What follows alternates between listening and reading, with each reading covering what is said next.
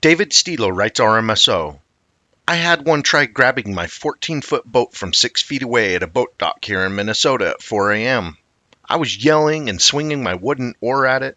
Was a 20-minute encounter watching it from the safety of my boat. It appeared to be fishing around in the shallows of the lake. I don't night fish anymore, and no man could go hand to hand with one. They are too big and muscular with long arms. They stink, too. This was 9 to 10 feet tall, 5 to 600 pounds, long black wavy hair. I was so close to this one, I could see the water droplets on its fur. Supposed to be one in Chippewa National Forest, too. RMSO responds. Hi, David. Appreciate you talking about your encounter and sighting. What lake in Minnesota did this happen? Do you recall the time of year? And even though it was at night, is there any other description of the creature you recall, like color, face? David continues. I have run into them twice here in Minnesota. First one was 35 years ago, Night River sighting near Annsboro, Minnesota. I had to get into the river to get away from it. The second one was a close-up encounter that lasted 20 minutes near Spicer, Minnesota. I was out fishing in my 14-foot aluminum boat on a private lake. At 4 a.m., I got to this unlit boat dock. Killed the boat motor. All of a sudden, I look to my right. I see this huge thing fishing around in the shallows. He was about 30 feet from me. Well, he spotted me and came after me in my boat. He almost caught my boat.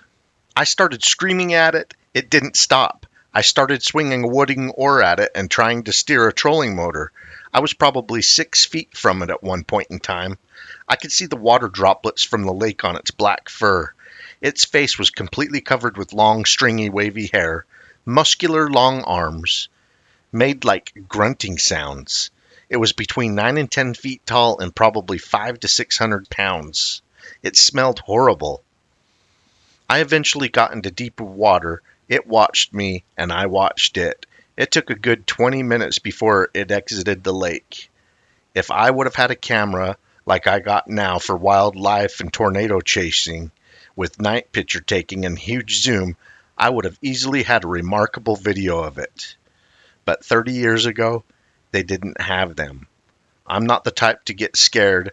I've been close to bears, mountain lions, wolves, bobcats, coyotes, tornadoes, but this did scare me.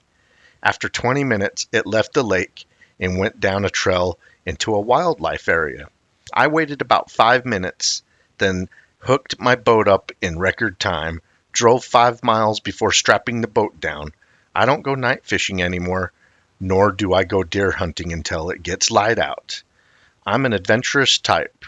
If this thing ever grabbed you, no way you could fight it hand to hand. I bet its chest cavity was pushing 50 inches or better. Seems like they like the area with water or swampy areas.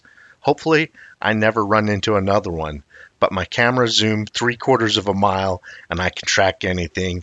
I could become a millionaire overnight if I got a video or picture of one. Hi, David. Thank you for sharing your experience with us. I doubt I would want to go out in the woods or the lakes at night after that either. Sounded terrifying. The giant creature trying to grab you in your boat and then a 20-minute standoff while it may have been trying to figure out another way to get a hold of you before it finally retreated into the forest? We seem to get a lot of Bigfoot sighting reports from states like yours around the Great Lake areas in the US and Canada. Over the last couple of years, many reports have come in from Minnesota, Wisconsin, Indiana, Michigan, Ohio, Pennsylvania, New York, and Ontario. Several people have also sent us photos and videos of the creatures in those areas. One of my favorite videos is from Michigan of what appears to be a Bigfoot carrying an infant Sasquatch across the Cass River. I hope you all enjoyed these reports as much as I do. Keep on watching. We're going to keep on squatching.